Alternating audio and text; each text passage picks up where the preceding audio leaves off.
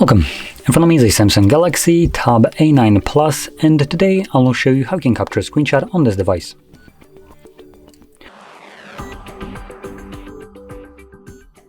So to get started, you want to open up content that you wish to capture. I'll be using my home screen as an example for this, so it's already open and visible. Once your content is prepped, meaning visible on your screen, simply press power button and volume down at the same time. You have a flash and then a pop-up at the bottom with an edit and share option visible for a brief moment. After a moment, it will disappear. And once it does so, you can find that screenshot in your gallery application by either going into photos and having it red as a first one visible here, or later on you can go to albums and screenshots.